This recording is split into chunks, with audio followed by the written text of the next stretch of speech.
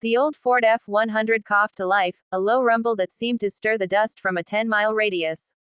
Elias pressed his foot to the gas, and the truck lurched forward, leaving a cloud of fine, red silt in its wake.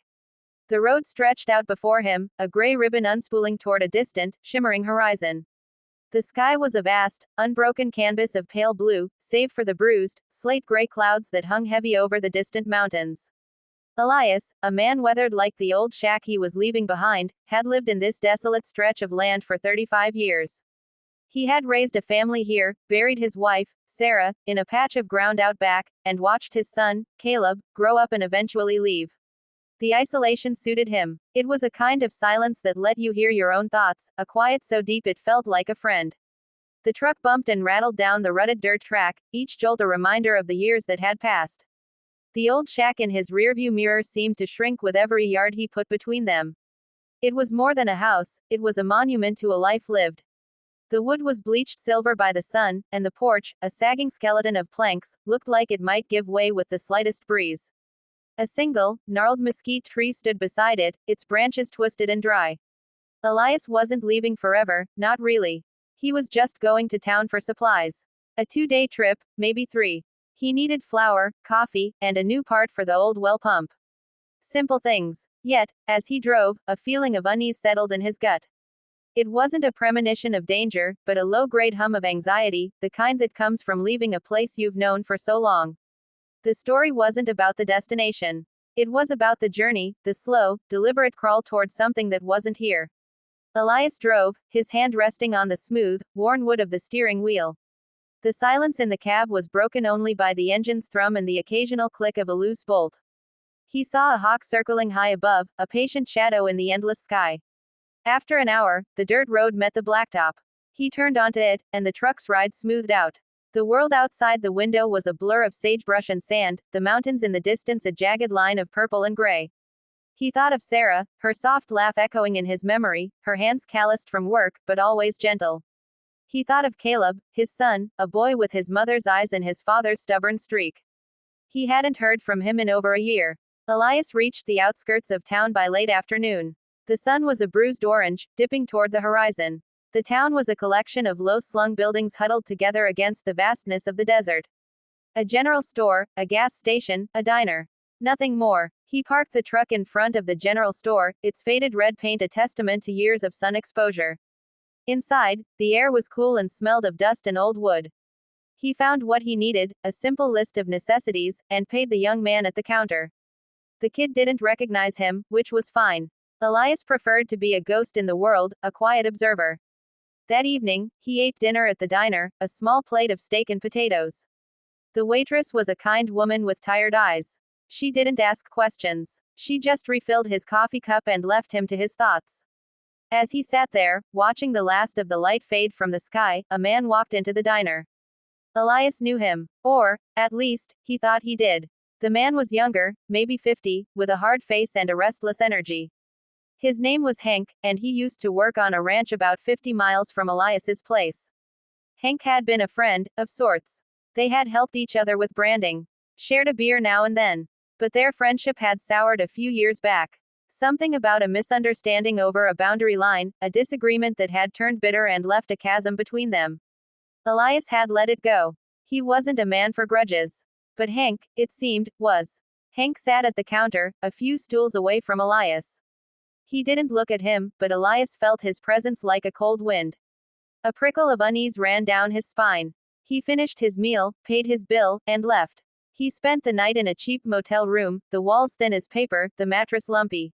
He lay awake for hours, the image of Hank's face replaying in his mind. The next morning, the anxiety was still there, a low, persistent thrum. He went back to the general store to pick up a few more items he'd forgotten. As he was leaving, he saw Hank's pickup truck parked across the street. Hank was leaning against it, watching him. Elias's heart gave a sudden, hard thump. He didn't change his pace. He just got into his truck, started the engine, and pulled away. The drive home was quiet. The sun was high in the sky, a relentless furnace. The road seemed to stretch on forever, a shimmering mirage. Elias drove, his eyes scanning the horizon, his mind replaying the events of the last 24 hours.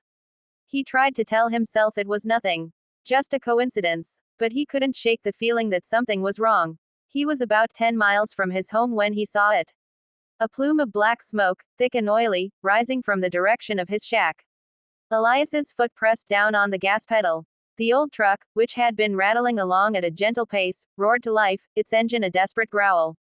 The plume of smoke grew larger, darker, a grim signpost in the clear desert air.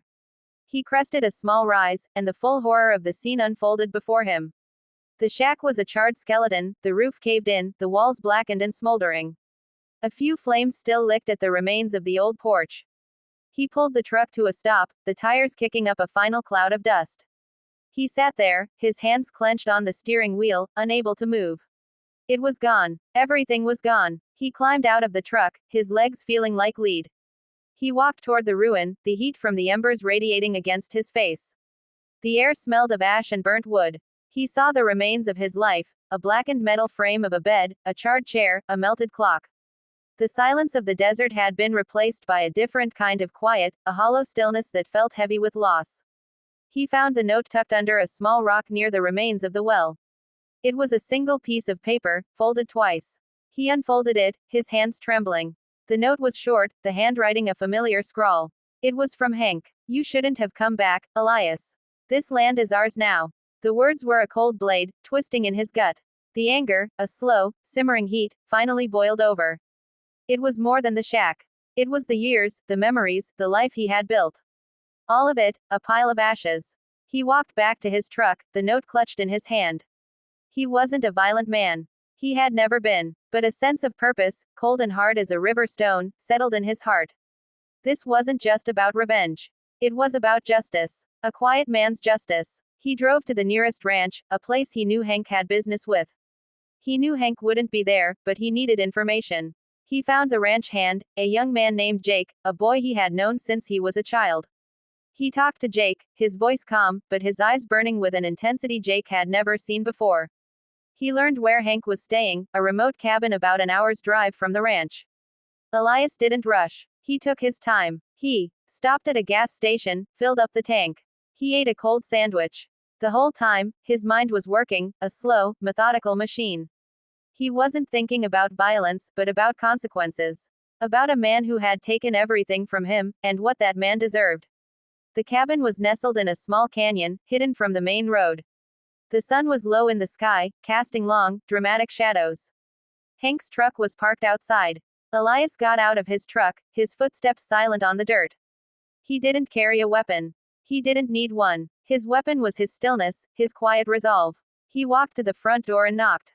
A long, deliberate knock. Hank's voice, rough and surprised, came from inside. Who is it? It's Elias, he said. His voice was steady, calm. I just want to talk. There was a moment of silence, and then the door opened. Hank stood there, his face a mask of surprise and then a flash of contempt. What do you want? You know what I want, Elias said. You burned my house down.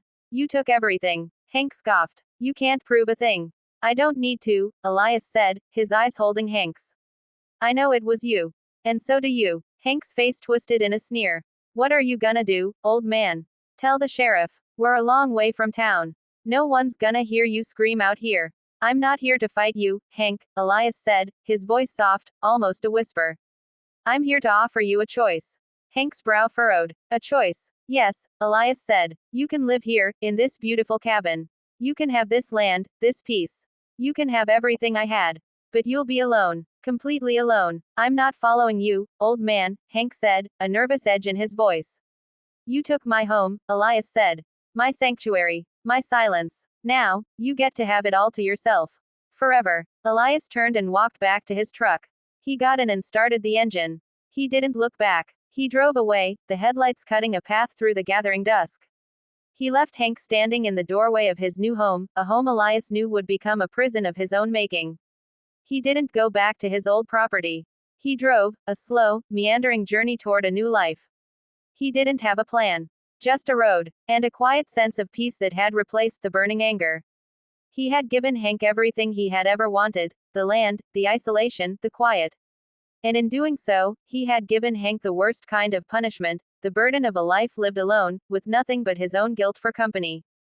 Elias kept driving, the mountains a dark, hulking presence against the starlit sky. The road stretched out before him, an open invitation to whatever lay ahead. He had lost a home, but he had found something else. A quiet strength, a gentle kind of justice, and the freedom to finally, truly, move on. The hum of the engine was a lullaby, a slow-paced song of a new beginning. He was finally free.